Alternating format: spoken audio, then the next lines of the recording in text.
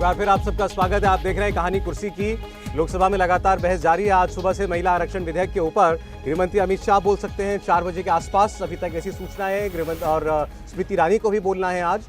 लेकिन अब एक नया विवाद कल से और उठता हुआ दिखाई दे रहा है और इस विवाद को उठाने वाले हैं अधीर रंजन चौधरी। आपने देखा होगा कल राहुल गांधी और बाकी अपने कांग्रेस के सांसदों के साथ अधीर रंजन चौधरी हाथ में संविधान की कॉपी लिए हुए खड़े थे जब नई पार्लियामेंट बिल्डिंग में वो प्रवेश करने जा रहे थे। लेकिन उसके बाद देर शाम को उन्होंने ये बयान जारी किया कि ये जो संविधान की कॉपी हमको सरकार ने दी है, इसके अंदर तो धर्मनिरपेक्ष और समाजवाद शब्द ही नहीं है, जो कि 1976 में डाला गया था इंदिरा गांधी की सरकार जब चल रही थी, इमरजेंसी जब लगी हुई थी। तो उन्होंने कहा ये सरकार क्या कोई नया खेल करने जा रही है, सरकार कोई नई शरारत कर रही है क्या? तो एक बार आप पहले अधीर रंजन चौधरी की बात सुनिए, उसके बाद बात करेंगे कि ये कोई नया विवाद है भी या नहीं। हमें जो नया संविधान दिए गए,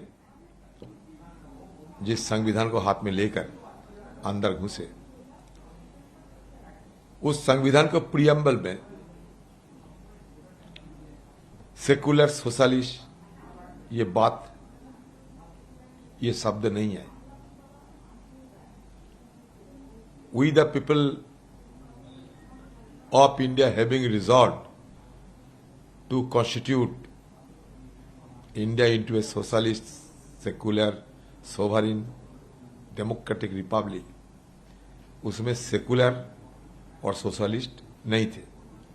हम जानते हैं कि ये दोनों शब्द शामिल हुई थी 1976 में अमेंडमेंट की बात।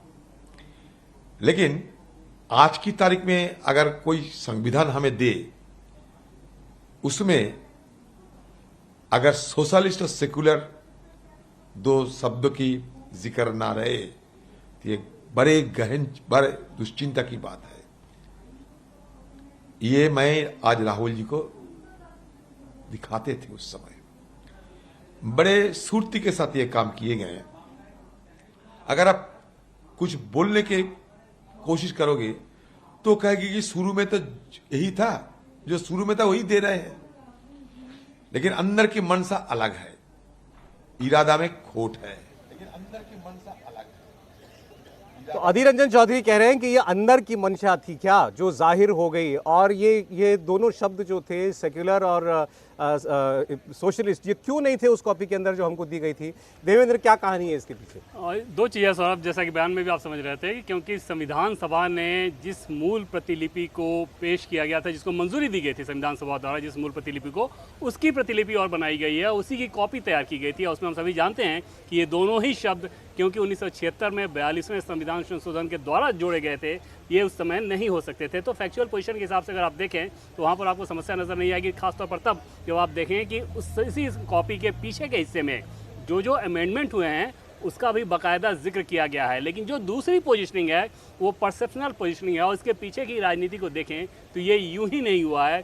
इसके पीछे जाहिर तौर पर यह मैसेज देने की कोशिश है सत्ता पक्ष के द्वारा कि जिन मसलों को लेकर आरोप लगाते हैं, आप पूरी राजनीति करते हैं कि धर्मनिरपेक्षता है नहीं है, वो अपने आप में संविधान का हिस्सा बहुत बाद में बनाया गया था। और ये भी बताने की कोशिश है कि अगर आप बदलाव करें तो वो चमत्कार होगा, हम बदलाव कर दें तो वो अत्याचार होगा, ऐसा कैसे संभव है? और संविधान को लेकर जो राजनीति चलती है कि संविधान के साथ छेड़छाड़ करती है, आप प्रधानमंत्री नरेंद्र मोदी और उनकी सरकार पर सबसे ज़्यादा विपक्षी आरोप को देखें तो आपको यही समझ में आएगा कि बार बार इस बात को कहा जाएगा कि ये सरकार संविधान के साथ छेड़छाड़ करती है। यहाँ तक कि चुनाव में संविधान की कॉपी लेकर उसे बांटा जाता है और बताया जाता है कि ये बदल देंगे बीजेपी वालों को अगर आपने वोट दिया तो। उस परसेप्शन को एक बड़ा झटका देने की कोशिश की गई है कि धर्मनिरपेक्षता और समाजवाद जिसके सहारे आप अपनी पूरी राजनीति चमकाते हैं, ये तो असल में मूल हिस्सा ही नहीं है। जो मूल प्रस्तावना है सौरभ, वो किसी और का दिया हुआ नहीं है, बल्कि खुद पंडित जवाहरलाल नेहरू ने 1946 की बैठक में उस बात को बताया था उद्देश्य प्रस्ताव के तौर पे, जिसे बाद में संविधान के प्रस्ताव के तौर पर उसको स्वीकार लिया गया था, और उसमें ये दोनों शब्द नहीं थे। तो कुल परसेप्शन के हिसाब से देखें तो ज़बरदस्त पॉलिटिकल पोजिशनिंग की गई है, तथ्य के हिसाब से देखें तो बिल्कुल भी छेड़छाड़ नहीं है। ये बात अधीर रंजन चौधरी ने उठाई, ये विवाद उठा, तो संविधान सभा में क्या बात नहीं हुई थी उसको मैंने थोड़ा चेक किया तो वहाँ पता लगा कि बाबा साहब अम्बेडकर और जवाहरलाल नेहरू दोनों सेक्युलर भावना के साथ थे, लेकिन दोनों ये चाहते थे कि ये शब्द नहीं जोड़ना चाहिए। दोनों का विरोध था इस शब्द को जोड़ने से। अधीर रंजन चौधरी ये कह रहे हैं कि जो भी हो, अभी जो संविधान कहता है वो क्यों नहीं है, वो दोनों शब्द तो होने चाहिए थे जब हमको कॉपी दी गई। नहीं, मुझे लगता है कि अधीर रंजन चौधरी वही कर रहे हैं जो नरेंद्र मोदी चाहते हैं। वो सोनिया गांधी जो चाहती हैं वो नहीं कर रहे हैं। सोनिया गांधी कभी नहीं चाहेंगी कि ये सेकुलर और सोशलिस्ट शब्द पर बहस हो, और जब मैं सोनिया गांधी कह रहा हूँ तो पूरा विपक्ष नहीं चाहेगा। बड़ा काला दिन था, बड़ा काला समय था। इस तरह से ऐसे हम नहीं कर सकते थे जैसे आज खड़े हैं ना, कि एकदम कोई भी कहीं से बोल रहा है, किसी को कोई रोक नहीं है, कहीं भी कोई बात कर रहा है। आपातकाल के दौर में हुए संविधान संशोधनों को लागू करना संविधान की मूल आत्मा के साथ छेड़छाड़ है। और अगर इस बहाने ये बात आ रही तो मुझे लगता है कि देश के लोगों को पता होना चाहिए। भाई अगर 75-76 के बाद के लोग जो भी हैं, या जो पिछले जिनको हम मिलेनियल्स कहते हैं, उनको तो पता भी नहीं होगा। वो अगर संविधान पढ़ेंगे तो उनको समझ में नहीं आएगा कि ये क्यों सोशलिस्ट, क्यों सेकुलर करना पड़ा। और इस देश में जितने तरह की गलत राजनीति हुई वो इन्हीं दोनों शब्दों की आड़ में हुई। हमारे देश में उद्यमिता का माहौल खत्म किया, इन्हीं शब्दों की आड़ में किया गया। हमारे देश में अगर हिंदू आस्था पर कुठाराघात किया गया, इन्हीं शब्दों की आड़ में किया गया। और मैं तो कह रहा हूं कि सरकार को आगे बढ़ना चाहिए। हो सकता है कि उसकी अभी ये मंशा नहीं हो सकता है कि नरेंद्र मोदी का जो अपना काम करने का तरीका है उस पर आगे बढ़ना हो, लेकिन अगर मूल प्रति सभी सांसदों को दी गई है तो ये हम सब जानते हैं कि भारतीय जनता पार्टी को इस प्रस्ताव से आपत्ति थी। हालांकि जब जनता पार्टी ने दूसरे संविधान संशोधन वापस किए थे तो इसको रहने दिया था। क्या वक्त इसका भी आ गया है, जैसे महिला आरक्षण का, कि इसको भी मूल भावना जो बाबा साहब अम्बेडकर की थी उसे लागू किया जाए। जो कहा नहीं गया उसकी कोई आहट सुन रहे हैं क्या आप? नहीं, मुझे तो लगता है, मुझे निश्चित तौर पर लगता है, क्योंकि मैं ये दोनों शब्द वापस हो सकते हैं। मैं उसको इस तरह से देखता हूं कि भारतीय जनता पार्टी की बुनियादी चीजों से भाजपा कभी नहीं हटी है। कोई एक मुद्दा बता दीजिए, वो हो सकता है कि आप कहें कि आज लागू होगा, 10 साल बाद लागू होगा, 20 साल बाद लागू होगा, लागू करने का तरीका क्या होगा, लेकिन भारतीय जनता पार्टी ने अपने एजेंडे को कभी छोड़ा नहीं है। मुझे नहीं लगता कि आपातकाल में हुए संशोधन को भारतीय जनता पार्टी के नेता स्वीकार भी करते हैं। वो अक्सर डिबेट्स में भी कहते हैं, और अगर मूल प्रति ऐसे बांटी जा रही तो इसका मतलब कि ये बात प्रधानमंत्री नरेंद्र मोदी के भी मन में। देखिए, मूल प्रति बांटी गई थी तो ये तो समझ रही होगी सरकार की भी कि ये बात कोई ना कोई तो कहेगा ही। अधीर रंजन चौधरी ने जो कही है तो ये बात चर्चा में तो आएगी। जी। आपको लगता है कि कुछ सोच समझ के किया गया है?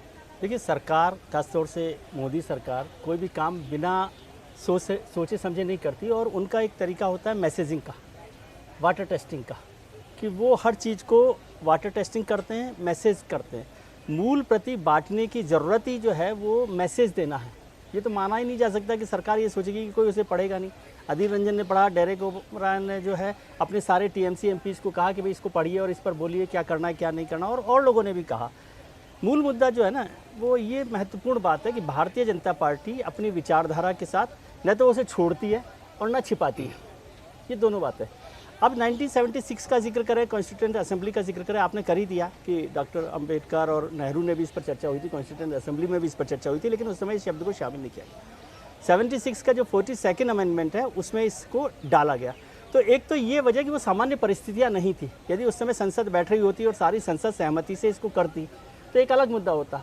उस 42nd अमेंडमेंट को ही हम लोग मिनी कॉन्स्टिट्यूशन कहते हैं, क्योंकि उसमें इतने सारे बदलाव किए गए थे, इतनी सारी ताकत प्रधानमंत्री को, राष्ट्रपति को, लोकसभा अध्यक्ष को और तमाम तरीके की दी गई थी।